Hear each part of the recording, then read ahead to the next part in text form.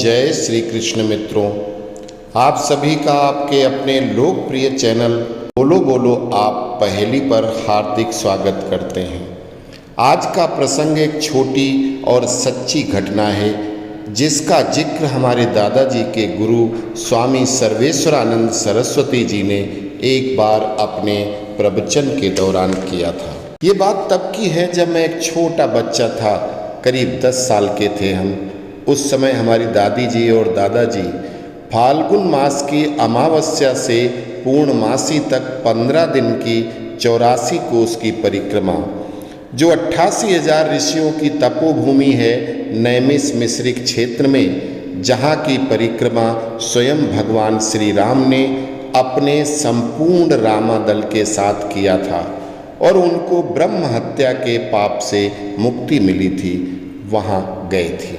84 कोस की परिक्रमा के वही पड़ाव आज भी हैं जहाँ श्री राम जी रुके थे।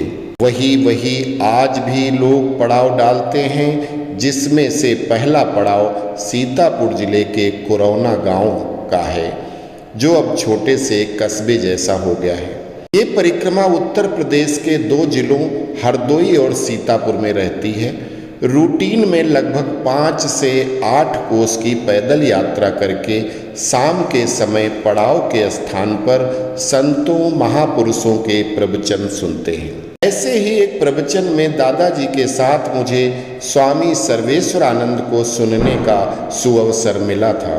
बचपन से ही मेरी ईश्वर पूजा भगवत कथा प्रसंग सुनने में रुचि थी, अतः वो प्रसंग हम कभी भूल नहीं सके और आज वो घटना के 50 साल बाद आप लोगों के साथ शेयर कर रहे हैं। मुझे आशा ही नहीं अपितु विश्वास है कि जो घटना हमने जब देखी सुनी थी और बाद में वो सब सच सुनकर मन रोमांचित हो गया था, आश्चर्यचकित हो गए थे, याद करके अपने सनातन धर्म पर घमंड होता है कि संत जी राम कथा सुना रहे थे कि एक सज्जन बोले कि मेरे बड़े भाई बहुत दिन हो गए, बाबा जी चले गए थे, वापस नहीं आए, मुझसे थोड़ा नाराज होकर गए थे, क्या वो जिंदा हैं या नहीं?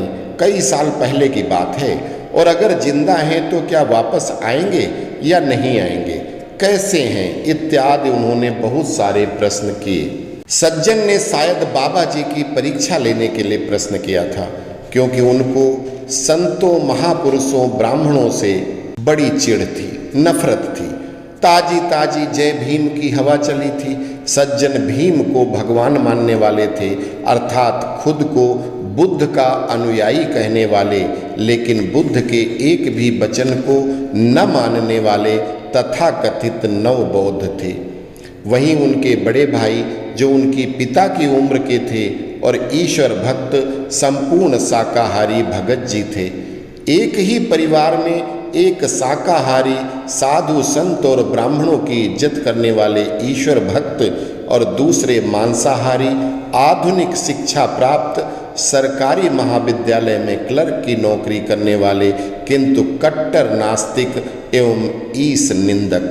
सरकारी नौकरी, अच्छी पगार, घर से भी काफी संपन्न पहले से ही परिवार था, अतः उन्होंने तो सर्वेश्वरानंद जी की खिंचाई के लिए प्रश्न पूछे थे, लेकिन साक्षात भगवान के दर्शन कर चुके, पग पग पर ईश्वर भक्ति में रत लोगों को सन्मार्ग पर चलने की शिक्षा देने वाले स्वामी जी ने उनको जो जवाब दिया सुनकर सभी आनंदित हो गए और इस घटना के बाद एक नास्तिक स्वयं आस्तिक बन गया, कीर्तन भजन करने लग गया।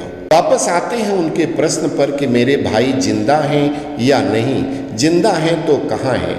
स्वामी जी राम कथा को विराम देकर शून्य में देखते हैं और अचानक बहुत जोर जोर से हंसने लगते हैं। सभी उपस्थित जन समूह, जिनकी संख्या हजारों में थी, आश्चर्यचकित होकर स्वामी जी को देख रहे थे। उनकी हंसी नहीं रुक रही थी।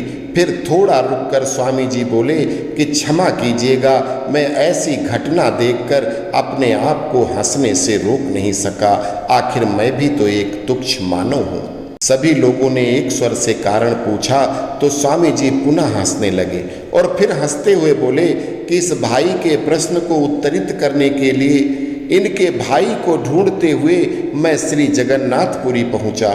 वहां भंडारा चल रहा है, जहां खाने वालों में इनके भाई भोजन प्रसाद ले रहे हैं। उनको देखते हुए अचानक एक घटना घटी। खाना परोसने वाले एक पंडित जी की धोती उन्हीं के पैर में फंसकर पूरी खुल गई। पंडित जी बेचारे लंगोट पहने थे, धोती गिर गई तो अर्धनग्न अवस्था में आ गए।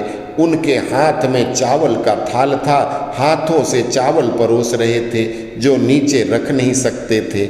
जब तक दूसरा आदमी आया तब तक सभी लोग जोर जोर से हंस रहे थे और उनको देखकर मुझे भी हंसी आ गई, इसलिए मैं भी हंसने लगा। स्वामी जी ने उनके भाई की पहचान बैठने की जगह और रहने की जगह जो पूरी उड़ीसा में थे, यहाँ सीतापुर के पंडाल से देखकर बता रहे थे। बाबूजी क्लर्क साहब अगले दिन उड़ीसा गए और वहां पहुंचकर स्वामी जी द्वारा बताए स्थान से अपने भाई को लेकर सीधे परिक्रमा में ही उनके पंडाल में आ गए। अब परिक्रमा कई दिन आगे बढ़कर हरदोई जिले में होते हुए पुनः सीतापुर जिले के जरीगवा नामक पड़ाव पर पहुंच गए थे। शाम को प्रवचन के समय दोनों भाई पहुँचे और सरकारी बाबूजी भीम को भूलकर सच्चे मन से त्राहिमाम करते हुए स्वामी जी के समक्ष अश्रु बहाए जा रहे थे। उनके बड़े भाई ने जगन्नाथपुरी में हुई समस्त घटना बड़े विस्तार से बताई। सभी श्रद्धालु स्वामी सर्वेश्वरानंद जी की जयकार करने लगे। स्वामी जी ने सभी को रोककर सबसे जय श्री कृष्ण जय जगन्नाथ के जयकारे लगवाए और धीर गंभीर मुद्रा में बोले कि मनुष्य कितना बड़ा हो जाए, नेता हो, राजा हो, साधु हो, सन्यासी हो, उसकी जगह सिर्फ प्रभु श्री राम श्री कृष्ण हर हर महादेव कहो। कोई मनुष्य सम्मान के लायक हो सकता है, किंतु पूजनीय तो एकमात्र प्रभु नारायण है। उन्होंने करीब 15 मिनट तक श्री हरि शरणम का मंत्र जाप करवाया और तत्पश्चात एक कथा सुनाई। ये कथा आपको अगले एपिसोड में सुनाई जाएगी। आशा करते हैं कि आपको वीडियो अच्छा लगा होगा। अस्तु। जय श्री कृष्ण।